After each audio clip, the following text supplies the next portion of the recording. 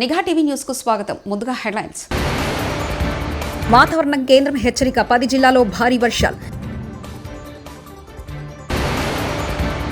తెలంగాణకు good news చెప్పిన కేంద్ర రైల్వే మంత్రి అశ్విని వైష్ణవ్. తిరుపతిలో స్వర్ణాంధ్ర స్వచ్ఛాంధ్ర కార్యక్రమంలో పాల్గొన్న ముఖ్యమంత్రి నారా చంద్రబాబు నాయుడు. శత్రువుతో కొట్లాడతా, కడుపులో కత్తులు పెట్టుకుని రాజకీయాలు చేయను ఈటల. రాష్ట్రంలో నీలగిరి, కోవై సహా 10 జిల్లాల్లో శనివారం భారీ వర్షం కురిసే అవకాశం ఉందని ఈ మేరకు చెన్నై వాతావరణ పరిశోధన కేంద్రం విడుదల చేసిన ప్రకటనలో దక్షిణ ఆంధ్రప్రదేశ్, దాని పరిసర ప్రాంతాల్లో ఉపరితల ఆవర్తన ద్రోణి కొనసాగుతుంది. అలాగే రాష్ట్రం మీదుగా వచ్చే పశ్చిమ గాలులు వేగంలో కూడా మార్పులున్నాయి. ఈ కారణంగా శనివారం నుంచి ఈ నెల 22వ తేదీ వరకు రాష్ట్రంలోని ఉరుములు, పిడుగులతో మోస్తారు వర్షం కురిసే అవకాశం ఉందని తెలిపింది. తిరుపతి జిల్లా రేణిగుంట సమీపంలో తూకివాకంలో ఇంటిగ్రేటెడ్ వేస్ట్ ప్రాసెసింగ్ కేంద్రాన్ని ముఖ్యమంత్రి చంద్రబాబు నాయుడు పరిశీలించారు. సేకరణ, ప్రాసెసింగ్ సంబంధించిన వివరాలు సంబంధిత అధికారులను అడిగి తెలుసుకున్నారు. సీఎం వెంట మంత్రి నారాయణ, అధికారులున్నారు. నేను BFA చదువుకున్నాను. నేను మా ఊరి మీద ఇష్టంతో నేను మా ఊర్లో ఈ యూనిట్ స్టార్ట్ చేశాను. ఏ ఊరు మీది? మాది పుత్తనవారిపల్లి గ్రామం, అన్నమయ్య జిల్లా. ఎన్ని ఉన్నాయి కొబ్బరి చెట్లు? కొబ్బరి చెట్లు మా ఫ్రెండ్ తోట ఉంది సార్, 1.5 ఎకరం ఉంది. దాంట్లో కాయలు నేను తీసుకొని ఆ కాయని పిచ్చుకలకి గూడు తయారు చేస్తాను సార్. ఆ చిప్పుల్ని వచ్చి నేను క్రాఫ్ట్ ఐటమ్స్ తయారు చేస్తాను సార్. ఇవి లోకల్గా మార్కెట్లో సేల్ చేయడం అట్లా చేస్తాను. దీంట్లో ఉన్న యూజ్ ఏంటంటే రూరల్గా ఉండే ఉమెన్కి కన్నా నేర్పించామంటే చిన్న కుటీర పరిశ్రమలాగా చేసుకొని వాళ్ళు ఒక్కొక్కరు ఒక 10,000 సంపాదించుకునేదానికి కూడా అవకాశం ఉంది సార్. ఇప్పుడు నీ అనుభవంలో ఎంత సంపాదిస్తున్నావు? నేను నెలకు 20,000 సంపాదించుకుంటాను సార్. నేను ఆన్లైన్లో కొంచెం సేల్ చేస్తాను. అంటే ఆ 1.5 ఎకరాల్లో వచ్చే వేస్టేనా? అంటే అది నాది కాదు సార్, 1.5 ఎకరాల్లో వచ్చేది. బయట కూడా తీసుకొస్తారో అక్కడేనా? నాకు రూరల్గా ఉమెన్ కొంతమంది ఇస్తారు సార్, వాళ్ళే స్వచ్ఛందంగా ఇస్తారు. వాళ్ళు ఇచ్చిన దానికి నేను వాళ్ళకు ఏదైనా ఒక ఐటమ్ తయారు చేసి రిటర్న్ గిఫ్ట్గా ఇస్తాను సార్. నాకు మన వెనకల చాలా విషాదాలు, ఏది ఆర్టిస్టు జీవితాల వెనక చాలా విషాదాలు. చదివి ఊర్లో వాళ్ళ నాన్న వాళ్ళని చూసుకుంటూ లైఫ్ డెడికేట్ చేస్తున్నారు సార్. మనకు గవర్నమెంట్ తరఫున ఏదైనా అవకాశం ఉంటే మన TTDలో చాలా కొబ్బరి చిప్పలు వేస్ట్ అవుతుంది. అది కన్నా మనం యూజ్ చేసుకొని ఒక యూనిట్ కన్నా పెట్టామంటే చాలా వరకు మనం రెవెన్యూ జనరేట్ చేయొచ్చు సార్. ఇది మీకోసం తయారు చేస్తాం సార్. ఇది మార్కెట్లో ఉండే ప్లాస్టిక్ దానికి వ్యతిరేకంగా నేను కొబ్బరి చిప్పలతో తయారు చేస్తాను సార్. Eco friendly. ఇప్పుడు ఈ కొబ్బరి చిప్పల్ని వీళ్ళు ఏం చేస్తున్నారు? TTD ఏమైనా ఐడియా ఉందా? TTD వాళ్ళు కొన్ని కోకో బొగ్గు తయారు చేసేదానికి యూజ్ చేస్తున్నారు. కొంచెం మీరు వర్కౌట్ చేయండి. ఈ ఎకో సిస్టమ్ ఎట్లా క్రియేట్ చేయాలి? ఇప్పుడు వారు చెప్పినట్టు తిరుపతిలో పెట్టి ఇలాంటివి కూడా చేయగలిగితే వచ్చిన దానిపైన భక్తుల యొక్క ఇదన్నమాట కాంట్రిబ్యూషన్ భక్తుల కోసం చాలా బాగుంటుంది. ఇవన్నీ కూడా వేరియస్ చేయగలుగుతున్నారు. ఏమేం చేయగలుగుతారు వర్కౌట్ చేయండి. కళాకారులు సెల్ఫ్ ఎంప్లాయ్మెంట్ కూడా ఇది ఎట్లా చేయాలని వర్కౌట్ చేస్తాను. ప్రభుత్వం తరఫున ఏదైనా మనకు ఆర్థిక సహాయం ఉంటే నేను ఇంకా దీన్ని డెవలప్ చేసి 100 జాబ్స్ క్రియేట్ చేయగలుగుతాను. నువ్వు సెటప్ చేసుకోవాలంటే మోడల్కి ఎంత అవుతుంది నీకు? 10 లక్షలు అవుతుంది సార్. ఓకే, ఒక పని చేయండి, MSME క్రియేట్ చేయండి. ఏ ఊరు మీది? పుల్లంపేట మండలం, పుత్తనవారి. అన్నమయ్య మీది కాదు, అన్నమయ్య డిస్ట్రిక్ట్. మీరు పని చేయండి, MSME రిజిస్టర్ చేసి ఒక 2-3 లక్షల రూపాయలు ఆ ప్రాంతంలో సబ్సిడీ ఇచ్చి ఇక్కడంతా లోన్ అరేంజ్ చేయండి. ఏం చేయగలుగుతారు? వైబుల్. గన్నవరంలో ఈక్లాట్ హెల్త్ సొల్యూషన్ కంపెనీని ప్రారంభించారు విద్యా IT శాఖ మంత్రి Nara Lokesh. One of the highest pass percentages, which means that there's amazing aspiration. From Guntur to Gulf, America to Australia, wherever you go, you actually end up seeing Telugu CAs today. As I said, your profession is not easy. That's why I chose to become a Stanford MBA. It is a very difficult profession, but that's what makes it very valuable. You know, diamonds are not made easy, neither are CAs. People say there are 2 types of folks. One are CAs, the other one who wish they were CAs. And people who criticize you are merely jealous about you.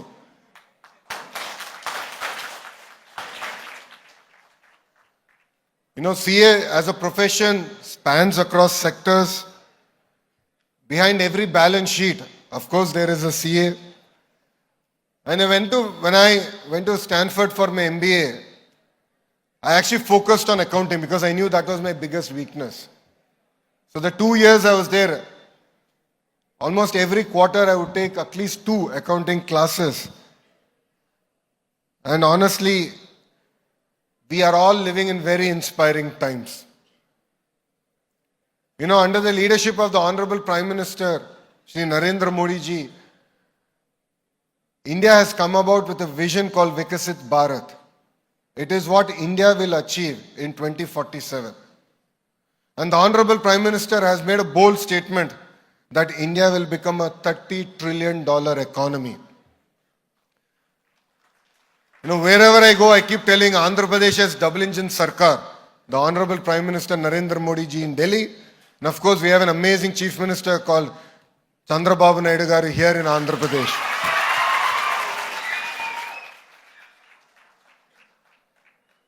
For all of you sitting here, you know, Mr. Naidu is a true inspiration. I'm not saying this because I'm his son. I'm not saying it because I'm the National General Secretary of Telugu Desam Party. Today, if I'm in politics, if I'm inspired by a visionary leader to join politics, it is one person, that is our Chief Minister, Mr. Chandrababu Naidu garu. His age might be 75, but his heart is like a 25-year-old. I think about 45 days back, we did a housewarming ceremony in Kuppam. There, the priest was saying, he will have amazingly long life. So my second question to the priest was, will he have the same energy also? Because the sheer passion with which he's going about building a state, the sheer energy with which he's attracting investments into the state. You know, we have taken a stand that by 2047, Andhra Pradesh will become, you know, a $2.4 trillion economy. Now, what does it mean for all of us sitting here? It will open up amazing opportunities for us to go conquer Andhra Pradesh. Companies will come here, will invest in our state across sectors. If you look at it, we've always taken a stand that we'll only have one capital, but development will be decentralized. You know, automotive cluster is in Anantapur. Renewable energy is coming up in Kurnool and Anantapur. The drone city is coming up. Railway శాఖ మంత్రి అశ్విని వైష్ణవ్ తెలంగాణకు good news చెప్పారు. హర్మకొండ జిల్లా కాజీపేట మండలంలో 250 కోట్ల రూపాయలతో railway manufacturing unit పనులు శరవేగంగా జరుగుతున్నాయన్నారు. పనుల పరిశీలన నిమిత్తం ఇవాళ కేంద్ర మంత్రి యూనిట్ను సందర్శించారు. తెలంగాణలో ఇదో పెద్ద ప్రాజెక్ట్ అని చెప్పిన కేంద్ర మంత్రి ఈ ప్రాజెక్టు వల్ల చాలా మందికి ఉపాధి అవకాశాలు కలుగుతాయన్నారు. దేశంలోనే ఇది పెద్ద రైల్వే మ్యానుఫ్యాక్చరింగ్ యూనిట్ అని, వందే భారత్ బోగీలు కూడా ఇక్కడే తయారవుతామని మంత్రి వెల్లడించారు. ప్రధానమంత్రి నరేంద్ర మోదీ నాయకత్వంలో భారతీయ రైల్వేలు పురోగమిస్తున్నాయని మంత్రి వెల్లడించారు. Manufacturing can be done. So I'm very happy. Progress is there. I'll request Honorable Shri Kishan Reddy ji to speak in.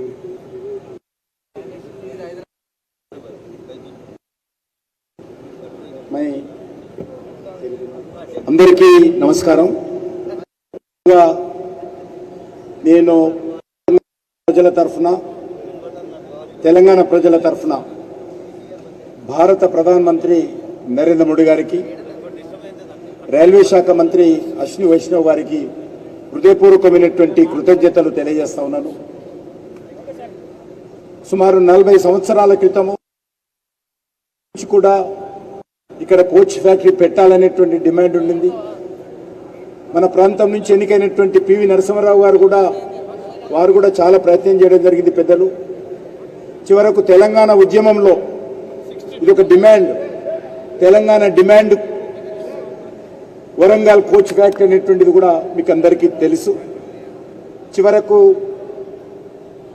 Narendra Modi గారు ప్రధానమంత్రి అయిన తర్వాత ఈరోజు ఒక కోచ్ ఫ్యాక్టరీ కాదు, ఇక్కడ రైల్వే ఇంజన్ల మ్యానుఫ్యాక్చరింగు, కోచ్ల మ్యానుఫ్యాక్చరింగు, వ్యాగన్స్ మ్యానుఫ్యాక్చరింగు, ఈ 3 పెద్ద మనసుతో నరేంద్ర మోడీ గారు మరి అంగీకరించి వారిని రైల్వే శాఖ మంత్రి అయినటువంటి అశ్విని వైష్ణవ్ గారిని ఆదేశించడం జరిగింది.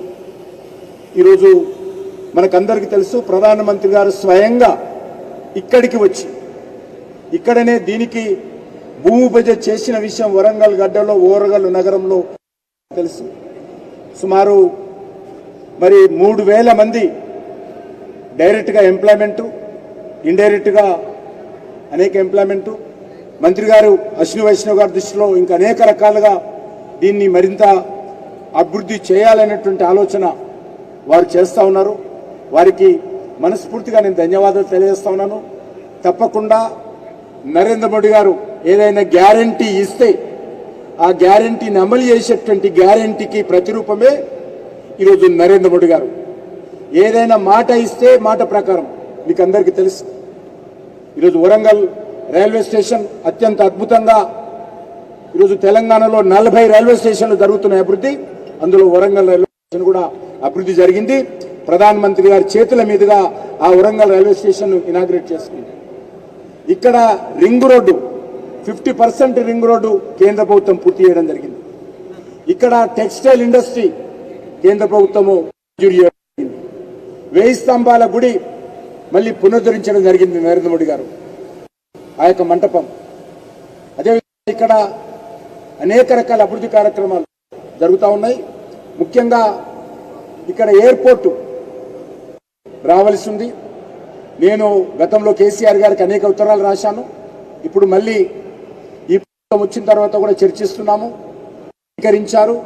ఎంత తొందరగా ఎయిర్పోర్టుకు సంబంధించినటువంటి భూములు ఈరోజు సివిల్ ఏవియేషన్ మినిస్ట్రీకి హ్యాండ్ ఓవర్ చేస్తే అంత తొందరగా మన ఓరుగల్లు నగరానికి, వరంగల్ కోటకు ఈ యొక్క విమానాలు అవకాశం ఉంది. దాన్ని శత్రువుతో నేరుగా కొట్లాడతానని కడుపులో కత్తులు పెట్టుకుని రాజకీయం చేయడం తనకు చేత కదని భాజపా ఎంపీ ఈటల రాజేందర్ అన్నారు. హైదరాబాద్లోని షామీర్పేటలో హుజురాబాద్ భాజపా కార్యకర్తలతో నిర్వహించిన సమావేశంలో ఆయన మాట్లాడారు.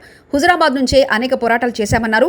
కొందరు సామాజిక మాధ్యమాల్లో తప్పుడు ప్రచారం చేస్తున్నారని పేర్కొన్నారు. 2 సార్లు జిల్లా మంత్రిగా పనిచేసిన నేను నా అడుగు పడని గ్రామాలు లేవు కరీంనగర్ జిల్లాలో. ఉమ్మడి కరీంనగర్ జిల్లాలో నా అడుగు పడని గ్రామాలు లేవు. ఉమ్మడి కరీంనగర్ జిల్లాలో నేను కరీంనగర్లో ఉంటే పొద్దున ఉదయం పొయ్యి ముట్టిస్తే రాత్రి 12 గంటలకు కూడా ఆ పొయ్యి ఆరిపోయేది కాదు. ఒక్క హుజురాబాదు, ఒక కమలాపూర్ వచ్చిన వాళ్ళు కాదు బిడ్డ, మొత్తం కరీంనగర్ జిల్లా మొత్తం వచ్చేది. పక్క పంటున్న జిల్లాలు కూడా అప్పుడప్పుడు వచ్చిపోయేది. ఇవాళ నేను 2 సార్లు 40 ఫ్లోర్ లేదని చెప్తున్నా అంటే నాకు తెలియని జిల్లా ఉంటుందా? నేను పోని మండలం ఉంటుందా? నేను మాట్లాడినటువంటి జాతులు ఉంటాయా? మీకు మా చరిత్ర తక్కువ తెలుసుకోడు. మీ చరిత్ర మీకు తక్కువ తెలుసు. భాగ్యనగరంలో పలు చోట్ల భారీ వర్షం కురుస్తుంది. ముఖ్యంగా గ్రేటర్లో మరోసారి కుండపోత వర్షం పడుతుంది. జీడిమెట్ల, కొంపల్లి, సుచిత్ర, బాలానగర్, బోయిన్పల్లి, అల్వాల్, మల్కాజ్గిరి, మౌలాలి, బేగంపేట, మలక్పేట్, చార్మినార్, ముషీరాబాద్, యాబిట్స్, కోటి, హిమైత్ నగర్, కాచిగూడ, లకడికాపుల్, ఖైరతాబాద్, అమీర్పేట్, అశోక్ నగర్, సికింద్రాబాద్, ఉప్పల్, ముషీరాబాద్, బంజారాహిల్స్, ఓయూ, తార్నాక, నాచారం, మల్లాపూర్, హబ్సిగూడ, कमर तक आया पानी, कमर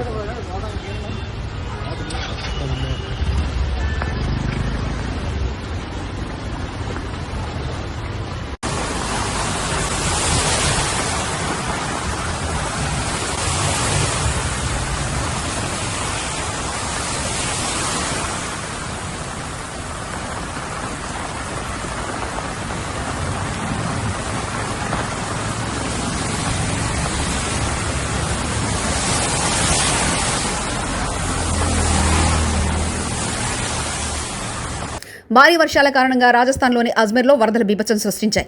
ఈ వరదల ముంచెత్తడంలో రోడ్లని నదులను తలపించాయి. అజ్మీర్లోని ఆనాసాగర్ సరస్సు నుండి నీరంతా రోడ్డుపై నుంచి ఉధృతంగా ప్రవహిస్తుంది. రహదారులపై మోకాల లోతు వరకు వరద చేరడంతో రాకపోకలకు అంతరాయం ఏర్పడింది. మరోవైపు అజ్మీర్లోని జవహర్లాల్ నెహ్రూ ప్రభుత్వ ఆసుపత్రిలోకి వరద నీరు చేరింది. దీంతో రోగులు, వైద్య సిబ్బంది తీవ్ర ఇబ్బందులు పడుతున్నారు.